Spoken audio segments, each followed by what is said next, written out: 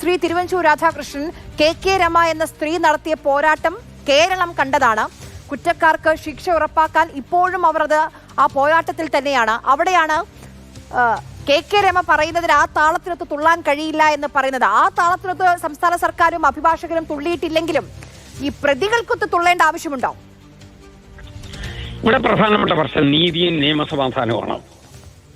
നീതി പുസ്തകത്തിൽ നിന്നാണ് വായിച്ചെടുക്കേണ്ടത്. മാർക്സിസ്റ്റ് പാർട്ടിയുടെ പുസ്തകം വേറെയാണ്.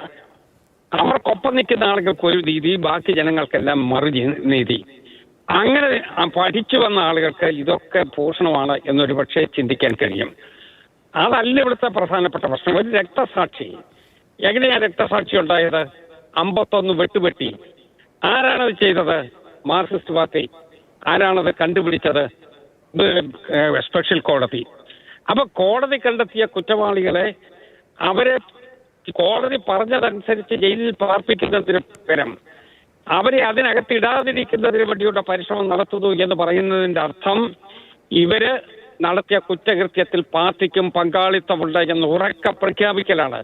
അതിനോട് നമുക്ക് കഴിയുമോ? അതുകൊണ്ട് പറയുന്നത് ഒപ്പിച്ച് എല്ലാവർക്കും തുള്ളാൻ കഴിയില്ല എന്ന് പറഞ്ഞാൽ അതിന്റെ അർത്ഥം നിയമത്തിനൊത്ത് പോകില്ല, നിയമത്തെ മുറിച്ച് കടന്നേ ഞങ്ങൾ പോകൂ എന്നുള്ള ധ്വനിയാണ് നമ്മൾ മനസ്സിലാക്കുന്നത്. അതൊരു നിയമസമാധാനം പാലിക്കുന്ന ഒരു രാജ്യത്തിന് ഗുണകരമാണോ? ഒരു ജനതയ്ക്ക് ഗുണകരമാണോ? അപ്പൊ ഇവർ ചെയ്തുകൊണ്ടിരിക്കുന്ന പ്രവർത്തനം ടി.പി. ചന്ദ്രൻ.